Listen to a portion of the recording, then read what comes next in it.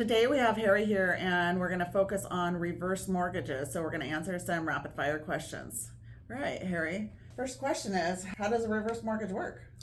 Reverse mortgage works in a way that uses the equity in the property to convert into cash flow for the borrower. Meaning let's say if they have the home free and clear, they have all this equity, but they're really not able to tap into it. A lot of seniors are on fixed incomes, and that means that they can't really necessarily tap into that income. It becomes a challenge to be able to pull out equity, pay off debts, upkeep their houses, things like that. So what this program allows is to use the equity as a loan and then not have that borrower make any payments for the rest of their life as long as they live in that home. So if they do that at the end, if there's equity left in the house, and then do you guys just keep all the equity, or how does that work? Nope, the borrower keeps all the equity. It's very similar to a forward mortgage in the sense that it's a lien against the property, but we do not take title ownership of the property. The borrower always remains the title holder and they own the property.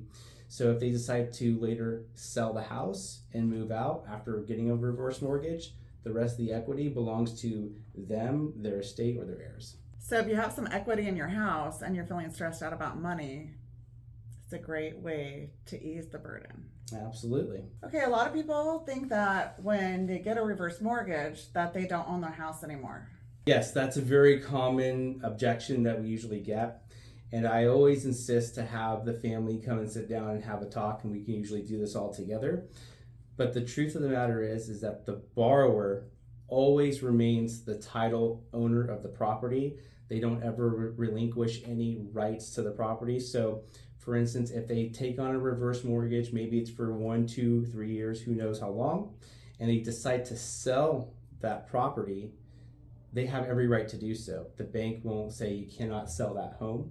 And then any equity that's remaining in the home belongs to them, their estate, or their heirs. It's simply, the best way to put it is, you're taking on a mortgage. It's a lien against the property. Instead of it being a forward mortgage where you're making principal and interest payments to reduce that balance, you're not making any payments at all, and you're enjoying that equity today. Do I need to have a mortgage in order to get a reverse mortgage? No, you do not need to have a mortgage in order to do a reverse.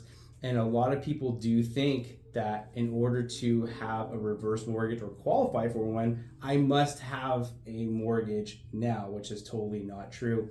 You can have a free and clear property, and oftentimes we see this a lot with older folks that are maybe looking to start getting into senior care. They needed a little bit of assistance at the house. They're looking into ways to pay for this type of service, and oftentimes they have their home free and clear if they're fortunate enough. They've done a lot of work in their lives, and now they're enjoying the fruits of their labor. They can definitely get a reverse mortgage without having a current mortgage on the property. They can do it in multiple different ways, lines of credit, monthly distributions, or they can even just get a lump sum. So there's a lot of different creative ways to tap into that. So last question that I have for you. When somebody has a reverse mortgage and they pass away, what happens to the house? It's a great question because a lot of the heirs usually want to know what's going to happen to mom and dad's house after they've outlived that home. So if they've outlived the home, whether they move out, if they move out, that equity would just go with mom and dad, right? Because they're still the rightful heirs. Now, if they've passed away and it's being handed down to their heirs, the heirs have some options. They can choose to either, maybe they pay off the balance, because at that point, the loan is going to become due and payable, because a reverse mortgage is not meant for their kids. It's meant for the seniors 62 and older, and in some cases we can go down to the age of 55 and older. But the way that it's paid off could be through maybe inheritance money, some assets. They can refinance the house, or they can sell the house and then keep the remaining equity, would go to their heirs. So they could always just get a loan to cover what was used for the reverse mortgage, and then the house is theirs.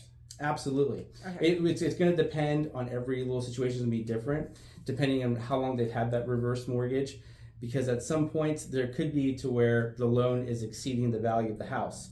If that ever does happen, then the reverse mortgages have a unique feature. They're a non-recourse loan, meaning the only collateral that is there for the bank is just the property, it's just the house. So they can't go after their heirs for any of the difference. So it kind of does protect the heirs if they are dealing with a lot of extensive in-home care cost that might exceed the value of the house, then it's kind of free in-home care. Yep, absolutely. They're enjoying their equity today and not having to make any payments on that. Thank you so much, Harry, for coming out and having these rapid fire questions. And if anybody would like to contact Harry, he is at Loan Depot and his number is... Yeah, best way to reach me is either a call or text. My phone number is area code 805-459-7601.